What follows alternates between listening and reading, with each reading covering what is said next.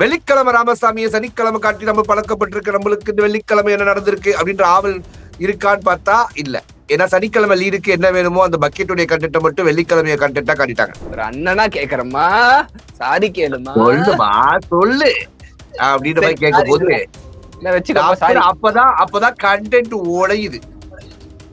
பார்த்தா இதுக்கு புள்ளையார் சொல்லி எல்லாத்தையும் போட்டது என் தாடைய தலைவி பார்வதிடா.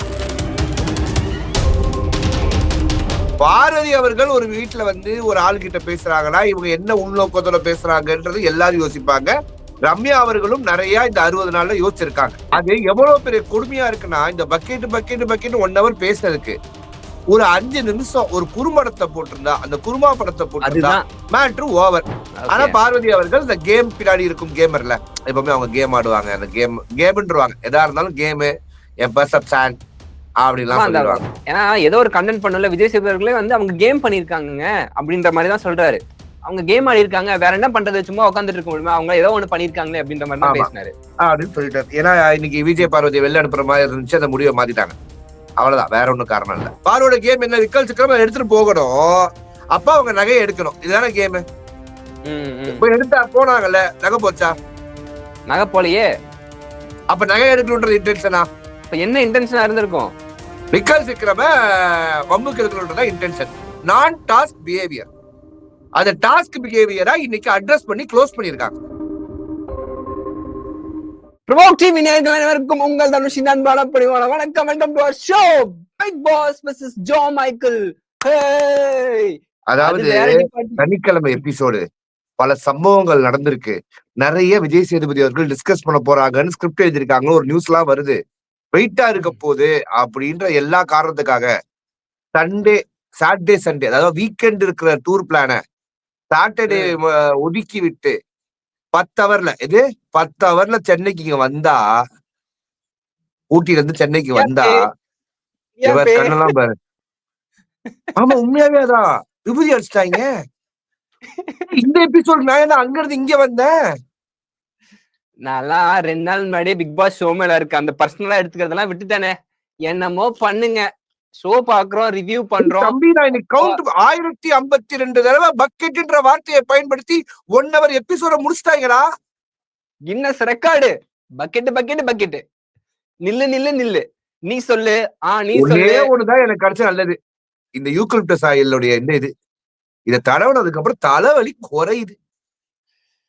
40 நாள் இதை வைத்து சமாளிக்க போறேன் இந்த பிக் பாஸ் ஷோவை. Okay, 62nd day of Big Boss season 9, the historical Big Boss season 9. How is it, man? இன்னைக்கு ஆக்சுவலா நம்ம மக்கள் நிறைய பேர் வந்து நீங்க அட்டெண்டன்ஸ் போட்டாங்க. முதல் முறையாக 1000 பேர் நம்மளுக்கு லைவ் ஆரம்பிக்கும் போதே கிட்டத்தட்ட வந்துட்டாங்க. அதுக்கான காரணம் நீங்க என்ன நினைச்சீங்கன்னா, ஒரே விஷயத்த 1 hour எபிசோட்ல பார்த்துட்டு அந்த ஒரே விஷயத்தை எப்படி இவர் 1 hour ரிவ்யூ பண்ண போறாருன்ற ஒரு ஆர்வத்துல வந்திருக்காங்க. அதாவது அவருக்கு எல்லாருமே வந்திருக்கிறது காரணம் நம்ம கிட்ட இப்ப என்ன கேட்க போறோம்ன்றதுக்காக வரல. நம்ம தம்பி தங்கச்சி எதுக்கு வந்திருக்காங்கன்னா, அண்ணா இது எப்படி நீங்க ஹேண்டில் பண்ணுவீங்க, ஒரே கண்டென்ட் ஒட்டர் அப்படின்றதான் வந்திருக்காங்க. அந்த அளவுக்கு திறமை இருக்கான்னு பாக்குறாங்க. நாங்க அவங்க கண்டென்ட்டே இல்லனா கூட பிறந்த எல்லாருக்கும் ஒரு பக்கெட் லிஸ்ட் இருக்கும். ஆனா பக்கெட் தான் லிஸ்டாவே நீங்க பேசிருக்காங்களே, இதை பத்தி என்ன? சரி ஓகே, நம்ம கண்டென்ட்குள்ள போயிடும். வெள்ளிக்கிழமை எபிசோடுன்னு நினைக்கிறேன். வெள்ளிக்கிழமை ராமசாமியை சனிக்கிழமை காட்டி நம்ம பழக்கப்பட்டிருக்கு. நம்மளுக்கு இந்த வெள்ளிக்கிழமை என்ன நடந்திருக்கு அப்படின்ற ஆவல் இருக்கான்னு பார்த்தா இல்ல. ஏன்னா சனிக்கிழமை லீடுக்கு என்ன வேணுமோ அந்த பக்கெட்டுடைய கண்டென்ட்டை மட்டும் வெள்ளிக்கிழமைய கண்டென்ட்டா காட்டிட்டாங்க. அதுல விக்கல் விக்ரமே போயிட்டு நம்ம வியானா கிட்ட மன்னிப்பு கேட்டுருப்பா. சாரி கேளு சாரி கேட்டு முடிச்சிருமா, இல்லைன்னா உனக்குத்தான் பிரச்சனை அப்படி ஒரு தொலைநோக்கு பார்வையில வீக்கெண்ட் வரப்போகுது, விஜய் சேதுபதி சார் வரப்போறாரு, நீ என்கிட்ட சாரி கேட்கலடா, இப்படி நடந்துருமே கண்ணா அப்படின்ட்டு எபராதா அவர்கள் சிவாஜி அவர்களாக மாறிய தருணம். ஒரு அண்ணனா கேக்குறமா, சாரி கேளுமா, சொல்லுமா சொல்லு அப்படின்ற மாதிரி கேட்கும் போது அப்பதான் கண்டென்ட் உடையுது. பார்த்தா இதுக்கு புள்ளையார் சொல்லி எல்லாத்தையும் போட்டது என் தாடைய தலைவி பார்வதிடா. எஸ், இது நீ டவுட் பட்டியா? அதானே பார்வதி நம்ம எபிசோட் பாக்குறப்பே தெரிஞ்சு எதுக்கு சம்பந்தமே இல்லாம அவர் இருந்து எடுத்து வைக்கிறாருன்னு ஏதோ பிளே இருக்குன்னு தெரிஞ்சு. ஆனா அது டீடைல்டா வந்து இன்னைக்குதான் வந்து அந்த மங்காத்தா படம் மாதிரி அப்படியே ஒரு ஓபன் பண்றாங்க.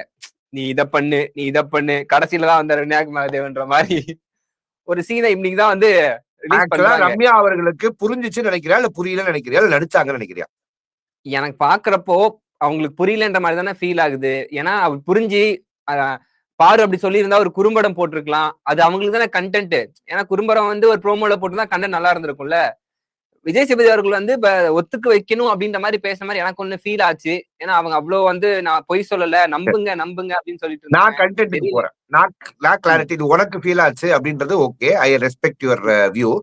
இப்ப எனக்கு எப்படி ஃபீல் ஆச்சு அப்படின்னா ஒரு விஷயத்த பார்வதி பார்வதி அவர்கள் ஒரு வீட்டுல வந்து ஒரு ஆள் கிட்ட பேசுறாங்கன்னா இவங்க என்ன உள்நோக்கத்தோட பேசுறாங்கன்றது எல்லாரும் யோசிப்பாங்க. ரம்யா அவர்களும் நிறைய இந்த 60 நாள்ல யோசிச்சிருக்காங்க. அவ்வளவு அளவுக்கெல்லாம் ரம்யாவை நான் வந்து சாதாரண ஆளா நினைக்க மாட்டேன். ஏன்னா சாதாரண ஆளு இந்த வீட்டுக்குள்ள 62 நாள் கடக்க முடியாது. அதுவும் ஒண்ணுமே பண்ணாம. அதுதான் ஒண்ணுமே பண்ணாம ரம்யா கடந்திருக்காங்க. அதுலயே தெரியல உனக்கு ஒரு கவனிச்சியா? நீங்க நம்ம பிக் பாஸ் எல்லாம் திட்டிக்கிட்டு இருக்கோம். ஆக்சுவலா பிக் பாஸ் வந்து ஒரு கவர்மெண்ட் ஹாஸ்பிட்டல். அது ஒரு மருத்துவ சேவை செய்யற இடம்டா அது. யாருக்கெல்லாம் வெளியில உடம்பு சரியில்லையோ அவனுங்க எல்லாம் வீட்டுல கூட்டு வந்து காசை கொடுத்து வைத்தியம் பாக்குறாங்கடா. Free treatment. கலையரசன் இன்டர்வியூல சொல்றாரு, எனக்கு இந்த பிரச்சனை இருந்துச்சு. வீட்டுக்குள்ள போகும்போது என்னால யூரின் கூட என்னால அடக்க முடியாது. எனக்கு அது ஒரு ப்ராப்ளம் இருந்துச்சுன்ற. அப்ப எப்படி எடுத்தாங்க கலையரசனை? ஒரு டிஆர்பிக்காக. இதுல என்ன நீங்க எல்லா டெஸ்ட் எடுத்தீங்க, என்ன மெடிக்கல் டெஸ்ட் எடுத்தீங்க அப்படின்னா டவுட். Question mark. சரியா? இப்ப விஜய் நந்தினி அவங்க எல்லாம் தெளிவா இருந்தாங்க. எல்லாமே ஒண்ணா அவங்களுக்கு அந்த எமோஷன்ஸை கண்ட்ரோல் பண்ண முடியாம பர்ஸ்ட் ஆகி வெளில போறாங்க. அவங்க எதுக்கு எடுத்தீங்க? தெரியாது. ஓகேவா? அதுக்கப்புறம் இந்த பக்கம் பாத்தீங்கன்னா நம்ம ரம்யா வந்த நாள்ல இருந்து சோஃபாக்கும் அவங்களுக்கும் என்னமோ கூடவே பிறந்த மாதிரி அதே பெட்டுக்குள்ள படுத்து தூங்குறதுதான் நம்ம ரம்யாவை பார்த்திருக்கோம். எந்த டாஸ்க்லயும் எந்த கேம்லயும் ரம்யா அவர்கள் பெர்ஃபார்ம் பண்ணதே இல்லை. ஏன்னா அவங்களுக்கு பெர்ஃபார்மன்ஸ் தெரியாது. she is true my lord, she is very good student my lord. அவங்களுக்கு உடம்பு சரியில்லைண்ணே. அவங்களுக்கு உடம்பு சரியில்லை. நான் என்ன சொல்றேன், உடம்பு சரியில்லைன்னா வெளியில போய் ஆஸ்பத்திரியில இருமா. எங்களை எதுக்கு ஆஸ்பத்திரிக்கு அனுப்புற அளவுக்கு ஒரு பெர்ஃபார்மன்ஸ் பண்ற? இன்னைக்கு அதுக்குதான் வாரம் வாரம் நான் வெளில போறேன், அடுத்த வாரம் நான் வெளில போறேன், நான் வெளில போய் சிக்கன் சாப்பிடுறேன், எனக்கு பிடிக்கல, வெளில போறேன்னாங்க. வெளில போறேன்னு சொன்னோன்னே ஐயோ என்ன வெளில போக சொல்லிட்டாங்க, சரி இப்ப என்ன பண்றது அப்படின்ட்டு வெளில போல சார் அப்படின்ட்டாங்க. எப்படித்தானோ. ஓகே, ஆரம்பத்துல இருந்து வருவோம். அது எவ்வளவு பெரிய கொடுமையா இருக்குன்னா இந்த பக்கெட் 1 hour பேசினதுக்கு ஒரு 5 நிமிஷம் ஒரு குறும்படத்தை போட்டிருந்தா, அந்த குருமா படத்தை போட்டிருந்தா மேட்ரு ஓவர். நீங்க என்ன பேசுறீங்க, நீங்க அவங்க கிட்ட என்ன பேசுறீங்க, அவங்க கிட்ட என்ன பேசுறீங்க அப்படின்னா அப்ப உங்களுக்கு வேற பேச கண்டென்ட்டே இல்லையா விஜய் சேதுபதி சார் அப்படின்னு நம்ம கேட்டு விமர்சனம் வச்சா வைக்கலாம். வைங்க, விமர்சனம் வைக்கத்தானே நாங்க. நீங்க எப்படி 5 வருஷம் விமர்சனம் வச்சுட்டு அவங்களுக்கே ஓட்டு போடுறீங்களோ அதே போல 100 நாள் எங்க மேல விமர்சனம் வச்சுட்டு அடுத்த சீசன் நாங்க ஓபன் பண்ணாலும் கடையை திறந்தாலும் நீங்க வந்து நின்று பேசுவீங்கடா அப்படின்ற. நம்மள பார்த்தா எப்படின்னு தெரியுது. தனுஷ்டா நீங்க விமர்சனம் தனுஷ் அப்படின்றாரு.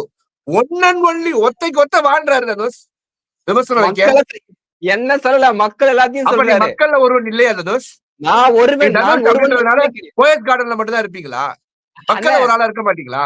மக்கள்ல ஒரு ஆள், ஒருத்தன் மட்டும் கிடையாது, மக்களோட நானும் ஒருத்தன் அப்படின்றேன். ஆனா என்ன ஒரு செட்டப் பாத்தீங்களா? நம்ம சொல்றோம் வாரம் வாரம் விமர்சிக்கிறோம் தெரிஞ்சு அது ஒரு கொஸ்டினா வச்சு அதுக்கு ஒரு லீடு வேற.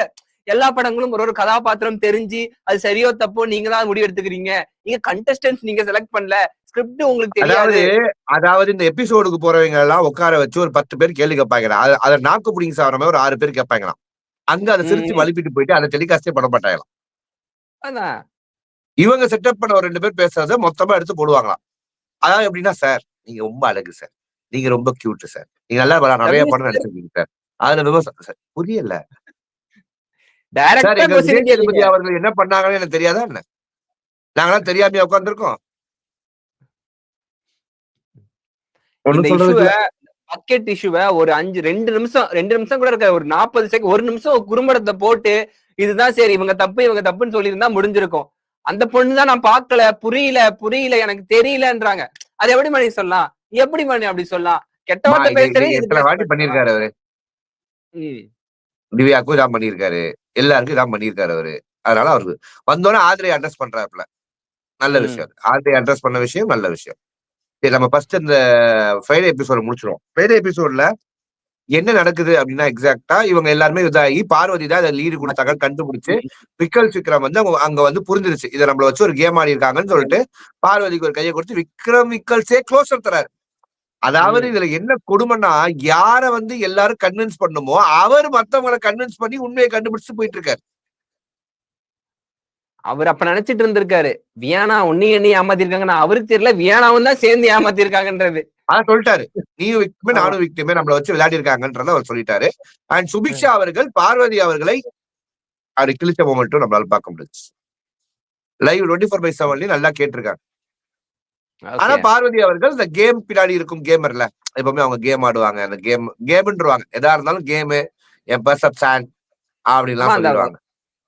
ஏன்னா ஏதோ ஒரு கண்டென்ட் பண்ணல, விஜய் சேதுபதிகளே வந்து அவங்க கேம் பண்ணிருக்காங்க அப்படின்ற மாதிரி தான் சொல்றாரு. அவங்க கேம் ஆடி இருக்காங்க, வேற என்ன பண்றது, சும்மா உட்காந்துட்டு இருக்க முடியுமா, அவங்க ஏதோ ஒண்ணு பண்ணிருக்காங்களே அப்படின்ற மாதிரி தான் பேசினாரு அப்படின்னு சொல்லிட்டாரு. ஏன்னா இன்னைக்கு விஜய் பார்வதி வெளில அனுப்புற மாதிரி இருந்துச்சு, அந்த முடிவை மாத்திட்டாங்க, அவ்வளவுதான், வேற ஒண்ணும் காரணம் இல்ல. சரி, இத்தனை வாரத்துல நம்ம எல்லாமே பார்த்திருப்போம், ஃப்ரைடே எபிசோட் பாக்கலாம்னு சொல்லிட்டு உள்ள போயிருவாங்க. இதுல இன்னைக்கு மட்டும்தான் ஃப்ரைடே எபிசோட் பாக்கலான்ட்டு, எப்பயுமே உலக நாயகன் கமல் சார் பண்ணுவார் இல்லையா, அங்க நின்னுக்கிட்டு மக்களோட அப்படி டிவில பாப்பாங்க இல்லையா, அதெல்லாம் காட்டினாங்க. இந்த மாதிரி பண்ண காரணம் என்னன்னா இந்த வாட்டி அவரு அவசரத்துல வரும்போது வெள்ளிக்கிழமை எபிசோட பார்க்காம வந்துட்டாரா? ஓகே, வெள்ளிக்கிழமை எபிசோட பார்த்துட்டு விஜய் சேதுபதி அவர்கள் இதை வந்து எப்படி இது பண்ண போறாரு அப்படின்னு ஓகோபித்த பல கண்கள் இருந்த தருணத்துல இன்னைக்கு மொத்த பேர் ஆக்சுவலா ஒரு ப்ரோமோ ரெகுலேட் பண்றீங்க, செகண்ட் ப்ரோமோ எங்கடா, செகண்ட் ப்ரோமோ எங்கடா, தேர்ட் ப்ரோமோ, மொத்த பேர் வெயிட் பண்ண தருணத்துல 4வது ப்ரோமோ காணாம். சரி, 4வது ப்ரோமோ வரல பரவாயில்ல, எபிசோட நல்லா வரும்னு பார்த்தா அதையும் காணாம். அதாவது திறந்தாங்க, ரம்யா வெளில போனாங்களா இல்லையா, டிக் மொமெண்ட்டுகள். ரம்யா வீட்டுக்குள்ள இருந்தா மட்டும் எங்கடா அவனுக்கு தெரிய போகுது, வெளில போனா என்ன, போனா என்ன. நிறைய பேரு ரம்யா வெளில போயிட்டாங்க போல, அதனாலதான் வந்து யார் எவிக்ஷனே தெரியல. ஒரு ஸ்ட்ரிக்டான ஒரு முடிவு எடுக்க முடியல. நான் வெளியில போறேன் பிக் பாஸ் அப்படின்னு ரம்யா சொல்றாங்க, விஜய் சேதுபதி சார்ட்ட சொல்றாங்க, வெளில போக எதுக்கு திரும்பி மன்னிச்சு திருப்பி ஏத்துக்கணும், புரியல. என்ன ஸ்கூல் அது, ஸ்கூலா அது இல்ல பாவ மன்னிப்பு கொடுக்குற சென்டரா அது? அதான் சொல்லிட்டாங்கண்ணே, இதுக்கப்புறம் அப்படி பண்ணக்கூடாதான், இதுக்கப்புறம்னா டேரக்டா வெளில அனுப்பிச்சிருவாங்களாம். அந்த வீட்டுல எத்தனை பேருக்கு சண்டையில சொல்றாங்க, நான் வெளில போயிடுறேன், நான் அமிச்சா வெளில போயிடுறேன், புரியல. கமருதீனுக்கெல்லாம் எவ்வளவு கோவம் வருது பத்தியா, இந்த இடம் எவ்வளவு கஷ்டம் தெரியுமா, கமருதீன் சொல்றது புரியுதா உனக்கு? அவர் கமருதீன் பேசும்போது எனக்கெல்லாம் புல்லரிச்சு போய்விட்டது. கமருதீன் ஏன் பேசுகிறார், அந்த இடத்துல எவ்வளவு விஷயங்கள் இருக்கு கமருதீனுக்கு ஹேண்டில் பண்ண. அவர் என்ன சொல்றாரு, வார்த்தை நோட் பண்ணுங்க, வார்த்தை விடக்கூடாது அப்படின்றாரு கமருதீன். அவசரப்பட்டு வார்த்தை எல்லாம் விடக்கூடாது அப்படின்னு சொல்றாரு. வார்த்தை விடுறத பத்தி யாருல பேசுறீங்க அப்படின்ற மாதிரிதான் எனக்கு இருந்துச்சு. சனிக்கிழமை ஆனாலே கமருதீன் ஒரு நல்ல மனிதரா மாறிடுவார், ஒரு மகாத்மாவா மாறிடுவார். நல்ல மனிதர், அதெல்லாம் அவனுக்கு குறை சொல்ல முடியாது. இதுக்கு மேல அதிகமா பேச தங்கச்சி ஒத்தி இருக்கா, அவ கோவப்படுவா, கமருதீன் ஃபேன், இவர ஃபேன். இவர் வார்த்தை பத்தி பேசுறாரு பாத்தீங்களா, வார்த்தை விடுறதே இவருதான் கோவத்துல, வார்த்தை விடக்கூடாது மச்சான் அப்படின்றாரு. நான் இந்த சீசன்ல அதிகமா அடிக்கிறது 2 பேருடா, ஒண்ணு கமருதீன், ஒண்ணு விஜய் பார்வதி அப்படின்னு வச்சுப்போமே. இந்த 2 பேரையும் பிடிச்ச என் 2 தங்கச்சிங்க இருக்காளுங்க, மணிக்கணக்கில் பேசுறாங்க, நம்மளால முடியல. ஆனா கமருதீனும் பார்வதி கூட அவ்வளவு பேசியிருக்க மாட்டாங்க, அப்படி பேசுறாங்க 2 பேரும். இதுல என்ன பிரச்சனை அப்படின்னா, கமருதீன் அவர்கள் இந்த இடத்துல இருக்க வேண்டிய அவ்வளவு விஷயத்த புரிஞ்சுக்கிட்டா பார்வதி கூடயும் இவங்க கூடயும் சுத்திக்கிட்டு இருக்காங்க. இதுல வேற எல்லாரும் எனக்கு அனுப்பி 24 ஹவர்ஸ்ல, உங்களுக்கு ஒரு விஷயம் தெரியுமா, 2:30 மணிக்கு பார்வதியும் கமருதீனும் ஸ்மோக்கிங் ஜோனுக்கு போறாங்க. எதுக்கு போயிருப்பாங்க, அவங்க எதுக்கு எனக்கு என்னடா. ரைட், அவங்க வந்து இன்னைக்கு ஃபுல்லா பாத்தீங்களா இல்லையா, கமருதீன் மாப்பிள்ள மாதிரி இருக்கான், உடனே பாருக்கு ஒரு ஃப்ரேம், பாரு ஹீரோயின் அத விஜய் சேதுபதி அவர்கள் சொல்றாங்க, ஒரு ஹோஸ்டுக்கு வந்த நிலைமையை பத்தியா புரியல. இங்க இன்னைக்கு கேமராமேன் தான் சூப்பரா பூந்து விளையாடி இருக்காருண்ணே. வியானாட்ட கேக்குறாங்க, நீங்க எங்கேயோ தடம் மாறிட்டீங்க அப்படின்னு விஜய் சேதுபதி கேட்டோன்னே எஃப்ஜேக்கு க்ளோஸ். எல்லாத்தையும் நோட் பண்ணிருக்கேன். எல்லாத்தையும் நோட் பண்ணிருக்கேன். Cameraman very good. அவருக்கு மட்டும் தான் கரெக்ட்டா அடிக்கடி க்ளோஸ் வச்சாங்க பாத்தியா? தேவையில்லாததுன்னு நினைக்கிறது. அவங்க கண்டென்ட் எதுவும் வரலையேண்ணே, தேவையில்லாததுன்றேன். அப்படி சொல்றேன். நான் எந்த ஒரு எனக்கு எதுவும் கிடையாது அவங்க மேல. தப்பான அண்ணே என்ன ஏன் எதுக்கு ஒரு லேக் ஏன் பாஸ் விடுறீங்க? அந்த பாஸ விட்டு ஏன் என்ன காலி பண்றீங்க நீங்க? எனக்கு புரியலையே. சரி, ஓகே. அந்த பாஸ்க்கு போவோம். அந்த பக்கெட்டே வந்து 1 மணி நேரம் ஓட்டிட்டாங்கண்ணே. பக்கெட் என்ன பக்கெட் ஒயிட் பக்கெட் என்ன ஒயிட். இந்த பக்கெட் பிரச்சனை யாரு பிரச்சனை நினைக்கிறேன்? பாரு இத கேமா தான் ஆடினாங்க. ஓகேவா? பாரு அவர்கள் இந்த கேமா ஆடி ரம்யா அவர்களை ஏமாற்றி ரம்யாவோட எமோஷன்ஸை யூஸ் பண்ணிக்கிட்டு வியானா அவரோட எமோஷன், வியானாவுக்கு இந்த கேம்னு தெரிஞ்சு வியானா எமோஷன்ஸ் யூஸ் பண்ணி இது 2 பேரும் இதை பண்ணிட்டாங்க. விக்கல் சிக்ரம் பழி வாங்கிட்டாங்க. இப்ப இவங்க என்ன சொல்றாங்க? விக்கல் சிக்ரம் இந்த இடத்த விட்டு போகணும்ன்றதுக்காகத்தான் பாரு இது பண்ணாங்க, நகை எடுக்கிறதுக்கு. நீ எவ்வளவு நம்புற?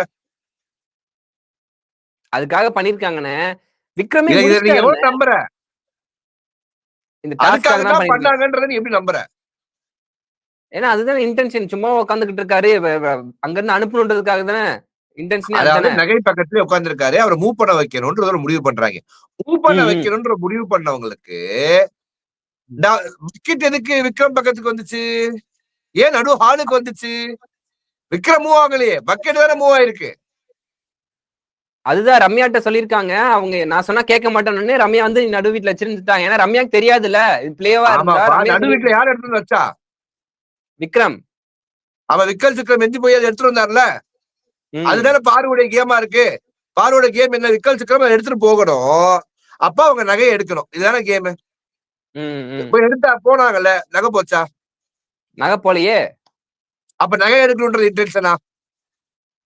அப்ப என்ன இன்டென்ஷனா இருந்திருக்கும்? விக்கல் சிக்ரம வம்புக்கு இருக்கணும்ன்றதா இன்டென்ஷன்.